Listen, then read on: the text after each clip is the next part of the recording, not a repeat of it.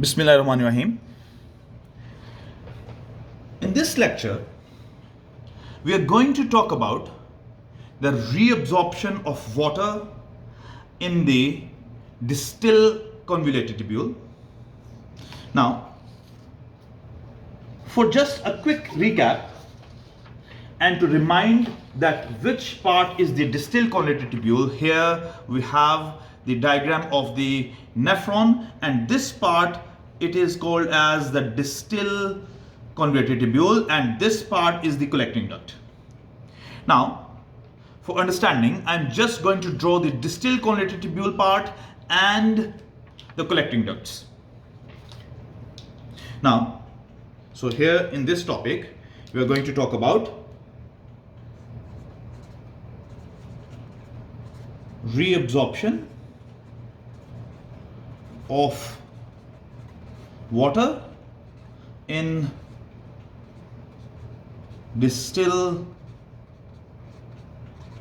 Convulated Tubule.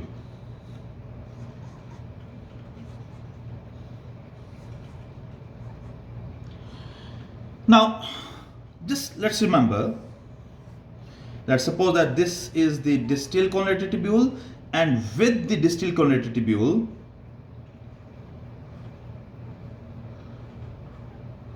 this is the collecting duct. Another thing which we need to remember, that around the Distil Convulated Tubule are also the blood capillaries, just like they were present around the proximal convoluted tubule. So let's label this diagram. This over here, this is the Distil Convulated Tubule, and these are peritubular capillaries.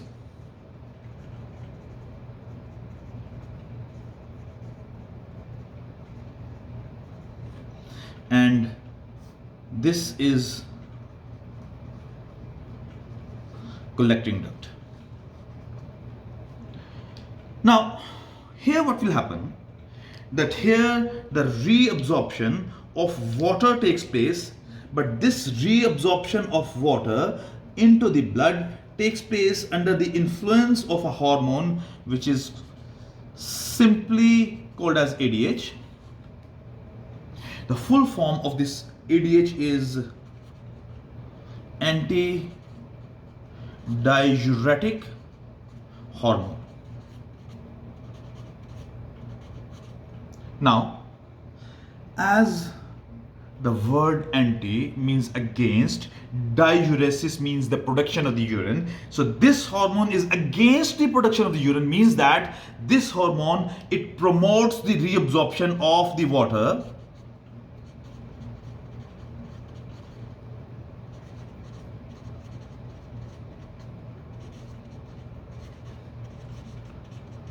into the blood. When more of the water will be reabsorbed, so what will happen, that the concentrated urine will be produced. So that is why this is called as anti-diuretic hormone. Now, let me give you a little idea about this ADH. Now, over here we have, this is the brain.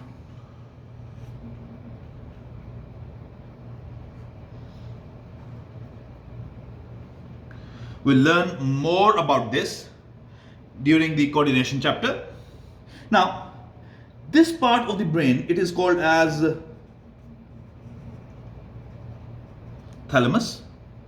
Then, below the thalamus, there is part of the brain which is called as hypothalamus. And then at the base of the hypothalamus, over here we have this small gland which is called as pituitary gland. Now let's discuss this. Let me draw this diagram for the, for the explanation of the hormone. let me draw this brain diagram separately.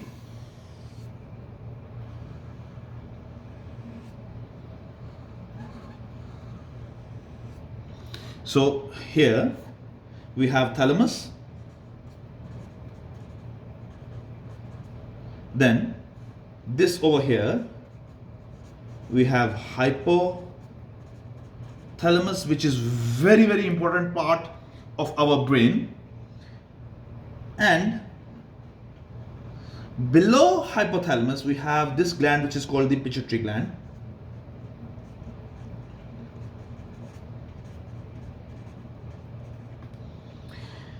Now just let me draw the pituitary glands separately.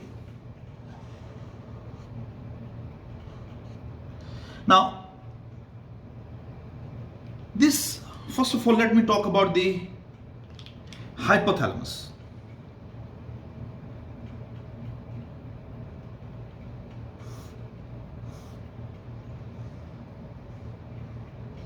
Hypothalamus is very important because this is called as neurosecretory region of brain. Now why it is called as neurosecretory region of the brain? Because it performs two important jobs. It transmits nerve impulses as well, and it produces two very important hormones. The two hormones that are being produced by the hypothalamus, about one of them you have learned in the O levels, that is oxytocin, and the second hormone is ADH. Now, so from here one thing is clear, that the ADH hormone is produced by the hypothalamus, but this ADH hormone and the oxytocin, let me mention over here,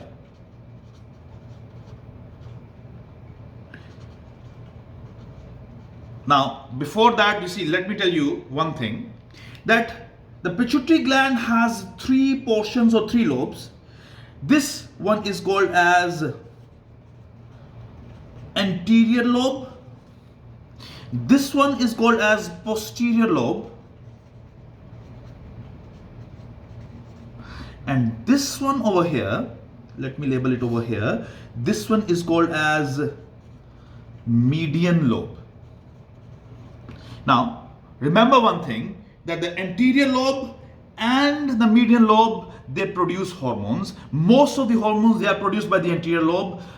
One very important hormone is being produced by the median lobe, but the posterior lobe do not produce any hormone. Let me mention over here, do not produce any hormone, but it do one very important job, that it stores the oxytocin and ADH. But the posterior lobe, what does it do? It stores the oxytocin and ADH, and this oxytocin or ADH, it will be released from the posterior lobe upon requirement. Now this ADH, it will be released into blood if the water in the blood is less. Now this hypothalamus has another very important job. Now hypothalamus, if you guys remember the old lectures of homeostasis, it is the thermoregulatory center as well. It helps in controlling the temperature of the body. It is also the osmoregulatory part of the brain as well. From here, the water content will be detected in the blood. If there is less water in the blood plasma, hypothalamus will detect it, and then from the hypothalamus, ADH will come into the posterior lobe, and from the posterior lobe, this ADH, it will be released into the blood. Then traveling in the blood, this ADH, it will reach to the distilled convoluted tubule. Now, another thing which we need to know, that this ADH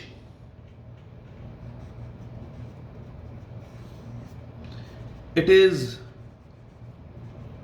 a peptide hormone. Now in AS, we have already learned about the function of the hormones, how the hormones function. Now basically there are two bigger categories of the hormones. One are steroidal hormones and other one is a larger category which can be further divided into smaller categories. Like there are amino acid derivatives, there are peptides, and there are protein hormones. Now the peptide hormones, the amino acid derivatives, and the protein hormones, they cannot enter into the cell. The question is why they can't enter into the cell. Answer is very, very simple, because these hormones, they have polar amino acids in them. So anything which has polar in it cannot pass through the cell membrane. You have learned that before. So the cells of the epithelium of the distilled convoluted tubule have receptors for the ADH. Now let's see how this ADH functions. Now, for understanding, what I'm going to do, I am going to enlarge this much part of the diagram, and I will draw that diagram onto the next page. Means that I will be drawing the lumen, I will be drawing the cells of the epithelium, and I will be drawing a blood capillary, so that we can understand the reabsorption of the water into the blood capillaries, into the peritubular capillaries in a better way. Now,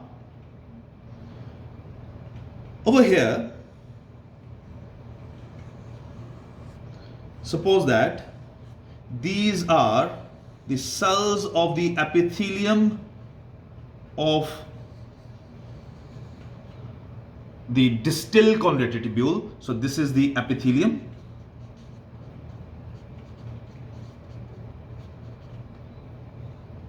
Over here we have the blood capillaries.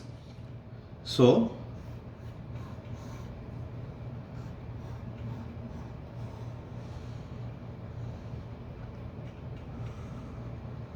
let's suppose that this is the blood capillary. The peritubular blood capillary,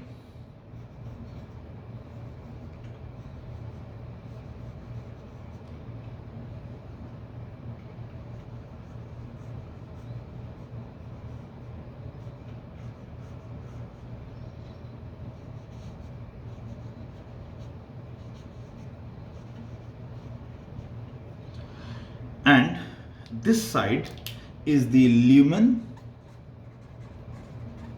of distilled convoluted tubule. Now, inside these epithelial cells, there are special small vesicles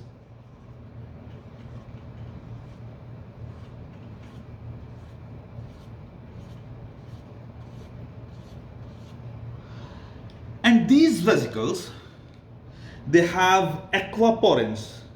Now in the AS, you guys have learned about the structure of the cell membrane, and in the structure of the cell membrane and the functions of the cell membrane, one thing is clear, that the water cannot pass through the cell membrane directly. Why the water cannot pass through the cell membrane directly? Because water, it is a polar molecule. So to pass the water through the cell membrane, there are always special channel proteins, and those special channel proteins, they are called as aquaporins. These are water channel proteins, and this is a vesicle that contain aquaporins on it. Now, that on the surface of these cells, there are receptors for the ADH.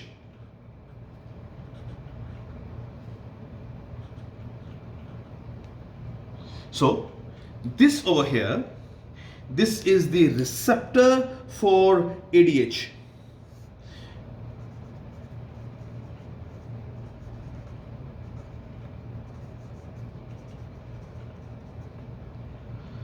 Now, I just told you guys that the ADH is a peptide hormone. It cannot enter inside the cell, so it will attach to the receptor and it will cause a cascade of the chemical reactions which will eventually perform the job.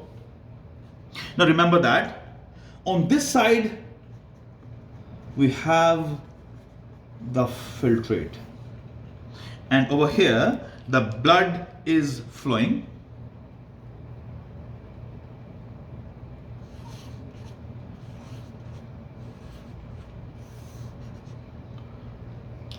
Now, this filtrate, it do contain water, and this water needs to come from here to here. Now, it must pass from the lumen into the cytoplasm of this cell, and then from the cytoplasm, it will eventually reach into the blood plasma of the blood vessels. For that purpose, what will happen, that these vesicles, they will attach on the both surfaces of this epithelium. These vesicles containing aquaporins, they will attach on this side and also on this side, so that the water can diffuse to these and can eventually reach over here. Now, if you guys remember the process of exocytosis, in which what happens, that the vesicles, they join with the cell membrane, same process takes place over here. Now, let me draw and show you guys this process, what happens now. Let's suppose that this is one cell of the epithelium, and inside the cell, we have these vesicles. And these, suppose that this is one vesicle I'm showing just for your understanding, or let's see that you see just one vesicle, because you see we want to understand, and this vesicle has these aquaporins on it. Now, what will happen, that this vesicle, it will move towards the cell membrane and it will fuse with the cell membrane as exocytosis. Now, let's draw this, another diagram. That you see this vesicle, it has come near to the cell membrane,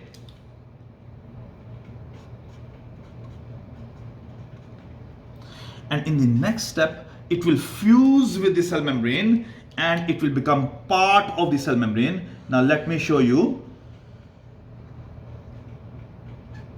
like this, that this vesicle now has fused with it, and the aquaporins are now exposed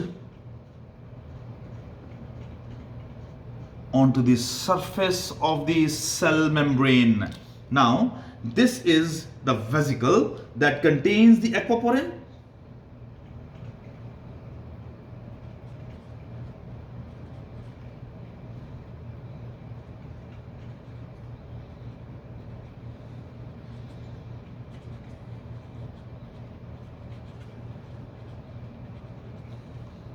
Then what happens?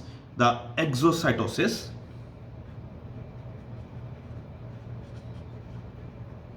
And remember, during exocytosis, always the vesicles, they become part of the cell surface membrane. And what happens, that, let me show over here, that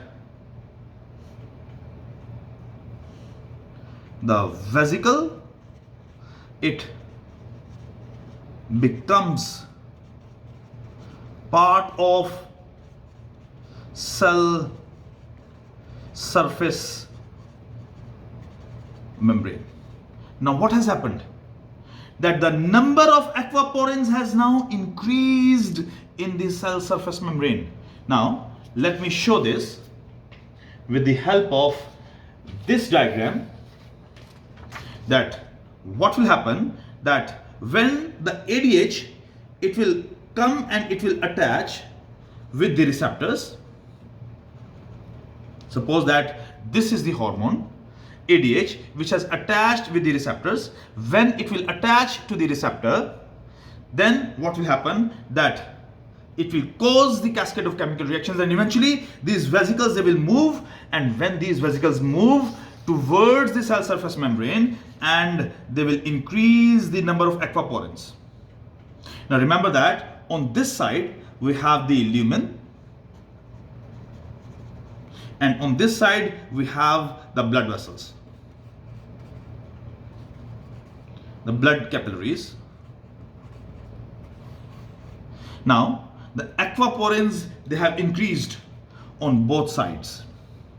I did show only one vesicle for your understanding, but vesicles, I told you, they will go onto the both towards the lumen side and towards the blood vessel size.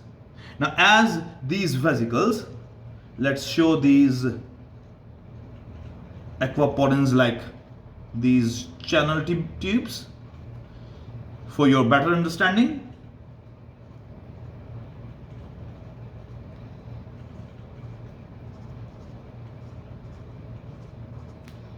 So what will happen now, that the water, it will start moving. First of all, it will move from the lumen, passing through the aquaporins, and it will reach into the cytoplasm of these epithelial cells of the distal convoluted tubule, and then from the epithelium of the distal convoluted tubule, from the, you see, external surface, this water molecule will move out, and then eventually it will enter into the blood.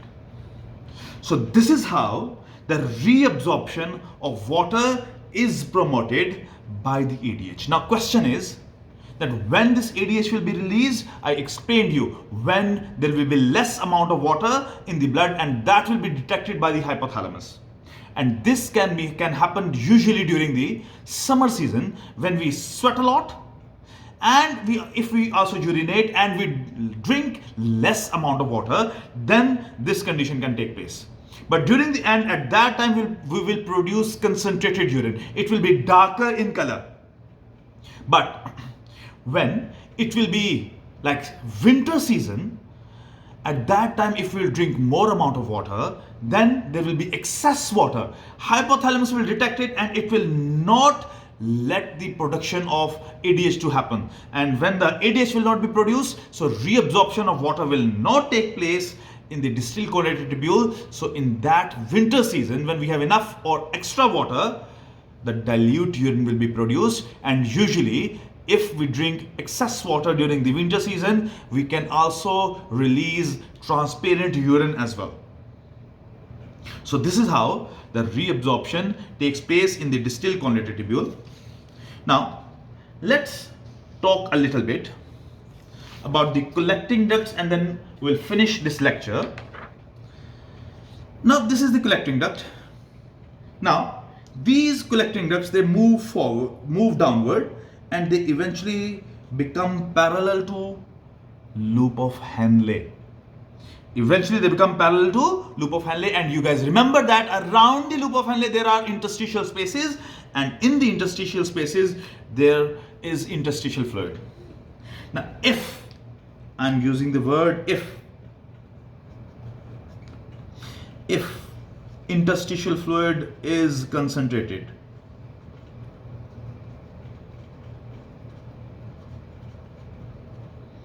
then what will happen? At that time, the water can diffuse out by process of osmosis from even the collecting ducts and making the urine more concentrated. So this is all we need to know about the function of the nephron, that how this reabsorption happens and all of this. So I conclude my lecture over here. So see you guys inshallah in next lecture. Thank you very much. Allah Hafiz.